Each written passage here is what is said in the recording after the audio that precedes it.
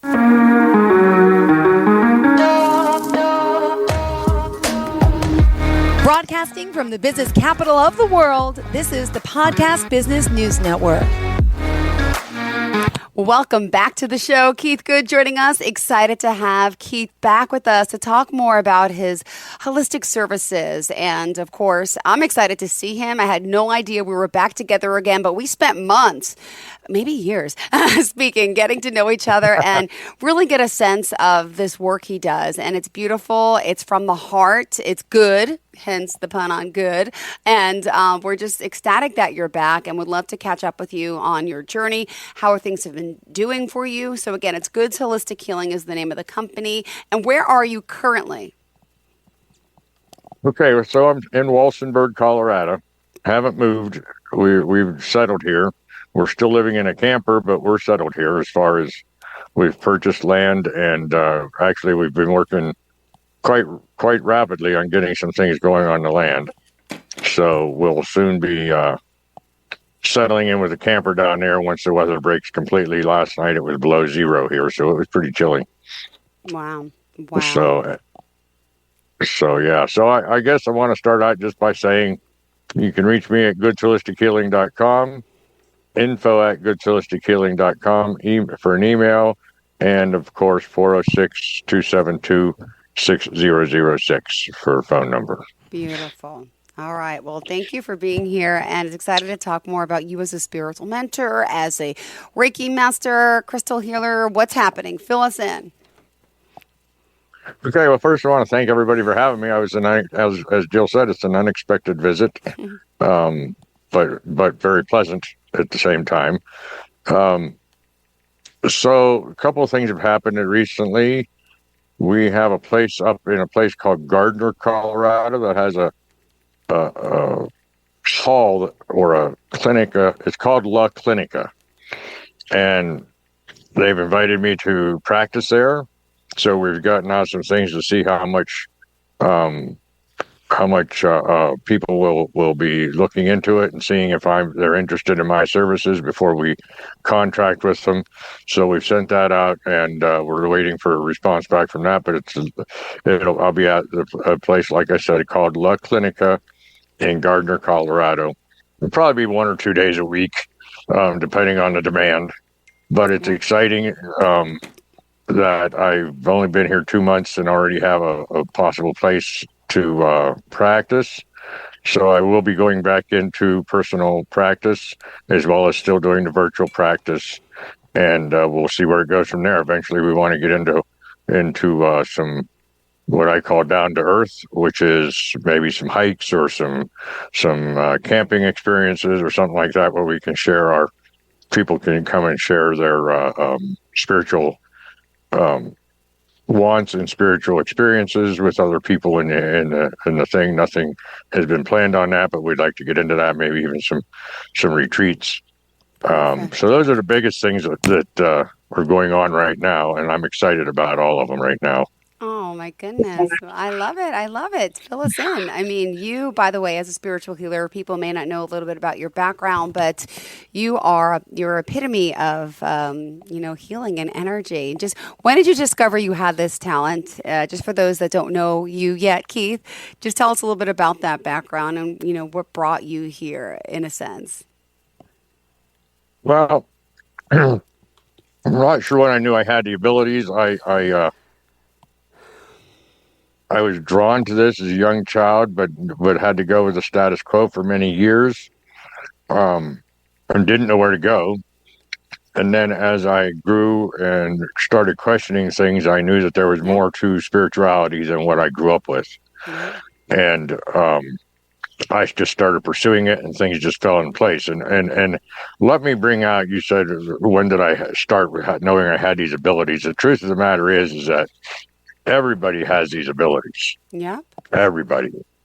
We just don't realize that they're inside of us. They're part of our spirit.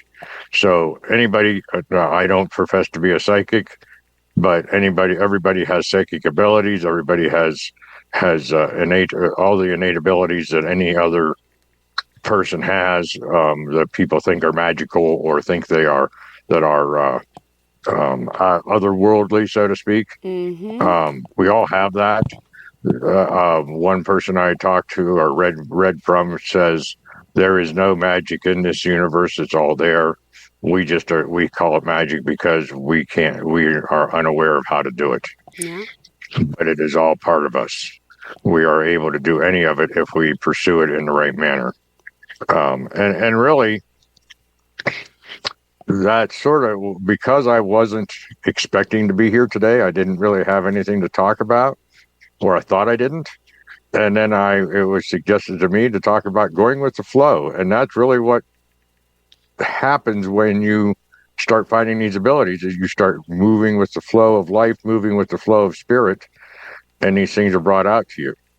So that's what I did. I went with the flow. I injured myself at one point, and I couldn't work. So I was on the internet, and I just stumbled across Reiki, and that just sort of excited me and became very, very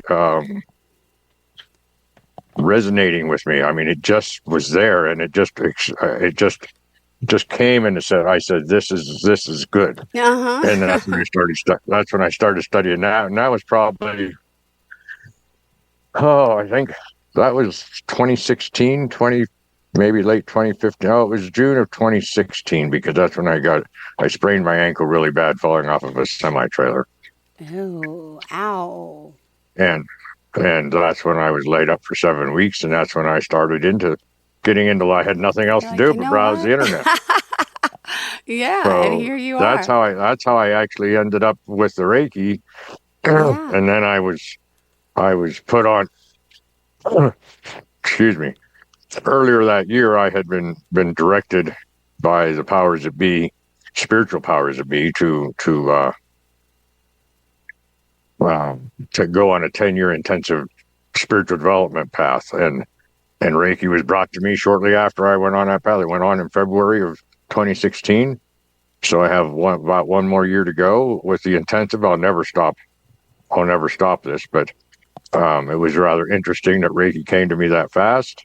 It took me about a year and a half or so to finish my studies and to become a Reiki master. But I was a Reiki run practitioner right away. And then things just fell into place with all the other things. And I found that people, even today, still are looking more toward the spiritual mentoring than anything else that I offer.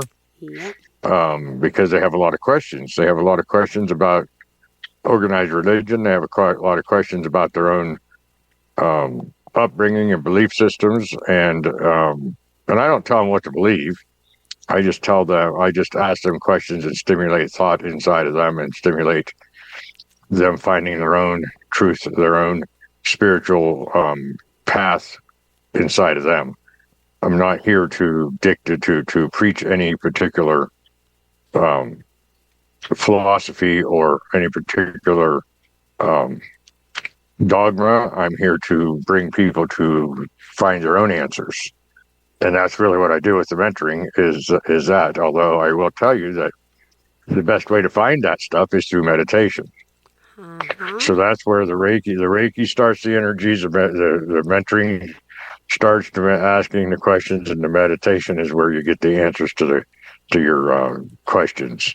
So that's why those three are by far the most important ones, and mentoring is by far the one that is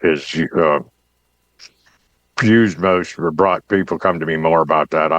I've had people come in, many people come in and start with Reiki, and then I bring out a place and I say, we don't have to do Reiki every time you come in. You can choose what you want to do.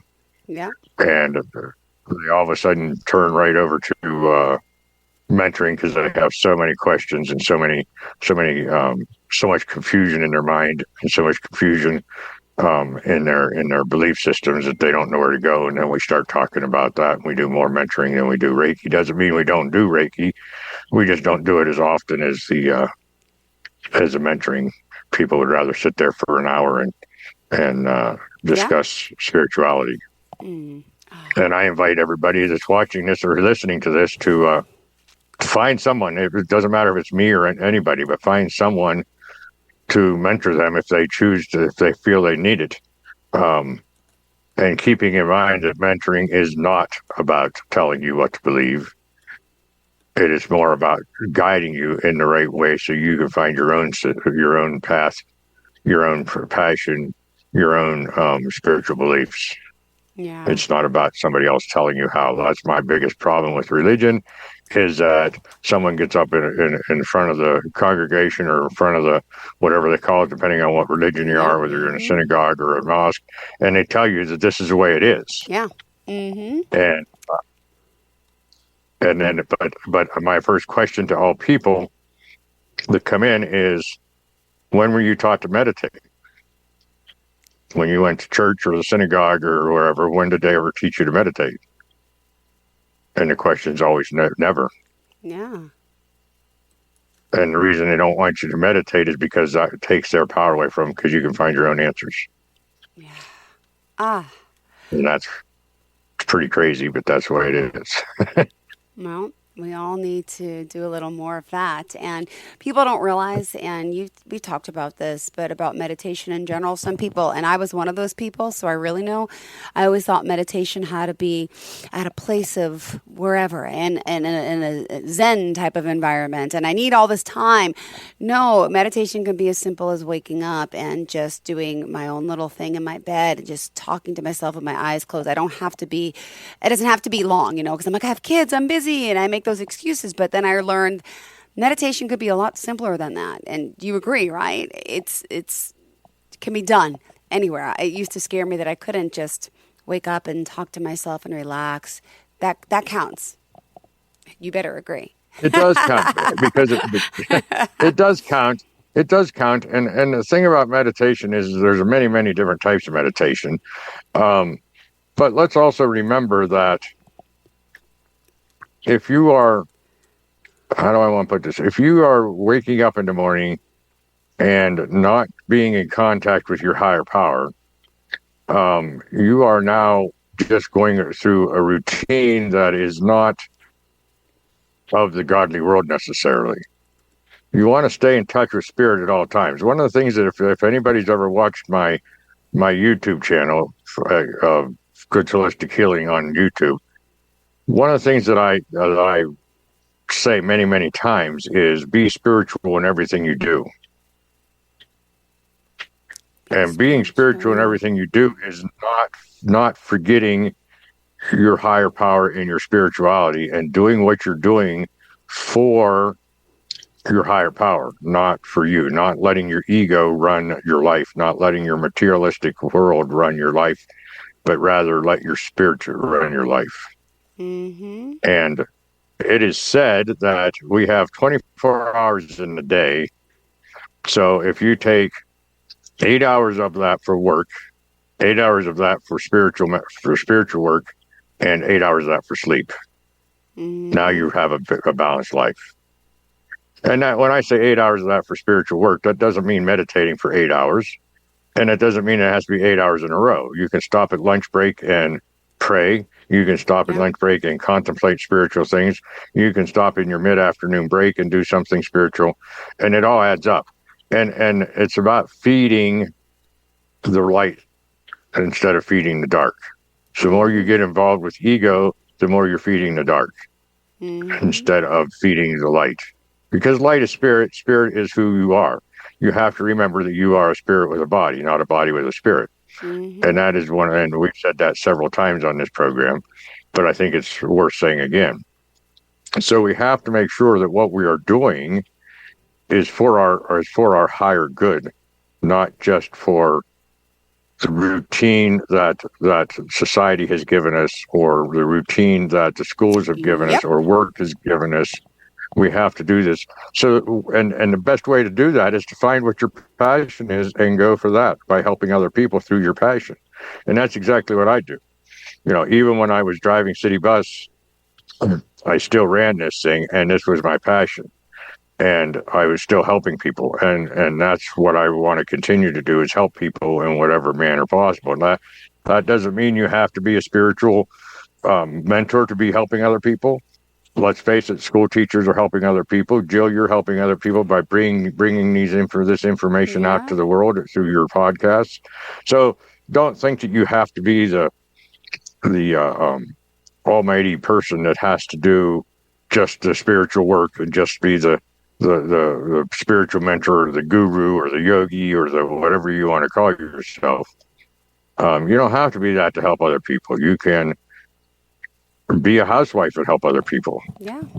You can, we all have our own path in this life, and we're all part of the whole, but yet we're different aspects of that whole, so we all have a different path, or have an individual path to go down. And as long as we're keeping in mind why we're doing it, that we're doing it for our higher power, that we're doing it for spirit, we're letting ourselves be guided by spirit, then you're going to be more apt to keep everything being spiritual in everything we do. Mm. So the 5 minutes of waking up in the morning and doing a contemplative meditation is great. But there's also time, people waste a lot of time watching TV, reading unimportant things, and so forth, that they could be doing things spiritually. We could be, when the kids go to bed, instead of watching that silly sitcom, we could be meditating. Totally. That's exactly what we're doing at night. Yeah. It's about making the time. It's not, we have the time. It's about setting that time aside. Yeah. Because we spend a lot of time on frivolous things that mean nothing to this life. It doesn't matter if you're a billionaire or if you're the poorest person on this earth. When you leave this earth, everything you have here is gone. It's so true. So we really don't have to concentrate on all that materialistic stuff. No. We don't have to have the BMW. We don't have to have the $500,000 home. I'm living in a 16 by 8 by 16 camper right now. And are you happy? I'm very satisfied. See? Yeah. I am happy. So it doesn't matter where you live, because it doesn't matter that you aren't doing as good as the Joneses, or, you don't have the right landscaping on your land. What matters is what you're doing spiritually. And the more you do spiritually, the more, it says this on almost every religion's scripture books, or for lack of better words, the more you do spiritually, the more will be brought back to you in this life. So you don't have to worry about things. It's going to be brought to you through your higher power if you profess your faith in that higher power. Yeah. Because it's going to be brought back to you, because he's going to take care of you, or she's going to take care of you. It's not about, the more we work, the more we're leaving him. The more we only work for the best, or for the betterment of our physical, the less we're doing for our spirit, the more we're going to struggle. You go out and buy a new car, mm-hmm. and you're happy for about, 6 months? Yeah. And then what? And then you're saying, and then I need a new car because this one doesn't make me happy anymore. Isn't that true? So what you're doing is feeding your ego temporarily. Mm-hmm. So if you talk to your higher power and have him bring to you what is needed, you're going to be as happy as can be, because you have what you need. Yeah. We get a lot of mistakes. We do a lot of mistakes in our own mind by saying we need this, we need that. We don't separate our true needs to our true wants. True needs. Oh, that's a great conversation. I had this with my kids. They're kids, right? They're 10 and 8. So it's just the needing and the wanting. What's the difference? What do you need? You need shelter. You need clothes. You need food. Want. I want this. I want that. But they say, I need that toy. I need that video game. And I'm trying to explain to them the difference with need and want. I understand we have wants. Mommy also has wants, but more importantly, we have needs. Let's focus on those. But it's hard to tell a kid that. But this is great. I had this discussion with them just last week, and I've had it in the past about reminding them of wants and needs. And adults, it's for you too. Yes. It's for us too. That's why. Yes, because we do a lot. We deal so much with wants. Yeah. and you see what's around you, and it's temptation, and people have this and have that, and you always want what someone else has. And, yeah. And what does it say? Do not covet thy neighbor.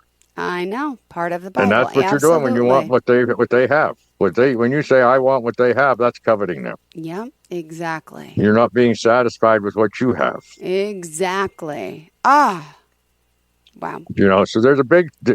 I wanted blueberries in my oatmeal this morning. Okay. And what happened? But I got raisins. Oh, okay. So what? I didn't need either one. Got it. See, I just needed some kind of sustenance to continue through myself. Yeah. I didn't need even oatmeal. I could have had shredded wheat or bacon and eggs or whatever, as long as I had something to eat. Mm-hmm. And we forget that, we really forget that the needs and wants. My vehicle, my newest vehicle, and doesn't even run. The newest one doesn't even run. Is a 2013. Yeah. So the truck that I drive and I pull around here is 20 years old. It's a 2002. So it's 23 years old. Yeah. And we don't have to have the newest stuff of everything. I don't go out and buy a new cell phone every time a new cell phone model comes out. Mm-hmm. I get irritated at the fact that the cell phone costs me more than my laptop. Yeah. Yeah, totally right. So we have to you have to keep in mind all these things, that there is a definite difference between needs and wants, and our wants can be satisfied. Don't get me wrong. There's nothing wrong with having wants and satisfying them, but to be obsessed over wants, to be obsessed over possessions, to be attached to possessions is not healthy, because you're not going to have them when you go anyway. When God takes you away and puts you back in the spirit world, it's all gone. Yep. So if that's all gone, why are we not paying attention to our higher power more and trying to satisfy our ascension to Him, so that we can continue through a spiritual path instead of working with all the materialistic, egotistical, earthly manifestations that we try to get? Yeah. That will be brought to what we need, will be given to us. Again, you can go through any scripture, but they're all pretty close to each other. It says, ask and ye shall receive. Yeah. Well, you can't ask and ye shall receive if you don't have the faith and feeding the spirit. Ask and you shall receive really means, if you receive me, I will give you what you ask for. But if you don't receive me on a constant and consistent basis, you're not going to get everything you want. Yeah, it's so true. So it's all about feeding your spirit. It's about bringing your spirit in and letting those innate abilities like Reiki and psychic abilities and all these other abilities that are out there. It's about those could all come if you raise your vibration and be a part of your higher power. Got it. Yeah. Well, thank you for that. And we'll keep that in mind. And I'm going to pass that message along today to my friends, my family, and remind them of this. Great conversation, Keith, as always. How can we contact you and reach out to you? Okay. GoodsHolisticHealing.com. Perfect. info@goodsHolisticHealing.com. Mm-hmm. And 406-272-6006. Beautiful. Thank you so much. And looking forward to our next show. Great to have you back, and excited to know you're well, healthy, and still on your good path and your journey here. Thank you again, Keith. Thank you for having me. As always. Thank you. Bye-bye. All right. Bye-bye.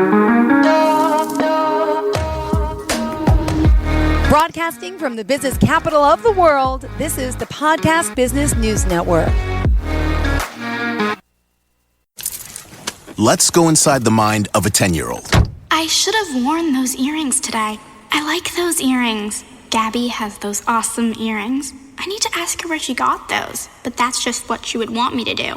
I'll have Michaela ask her for me. Buckle up, Sarah. Yeah, but then Michaela will be like, why don't you just ask her yourself? That's just like Michaela. Sarah, Buckle up. Michaela's such a great name. I wish I was called Michaela. There's like a dozen Sarahs in my class. Hey, we're not hitting the road until you buckle up, honey. Oh yeah, seatbelt. I forget sometimes because my brain is like busy, you know? I wonder if there's pizza at school today. Sometimes it can be tough to get through to your kids, but it's not impossible. Always make sure they're wearing their seatbelts, even on short drives. Remember, you have the keys, you have the power. Never give up until they buckle up. A message from the National Highway Traffic Safety Administration and the Ad Council. Visit safercar.gov/kidsbuckleup for more information.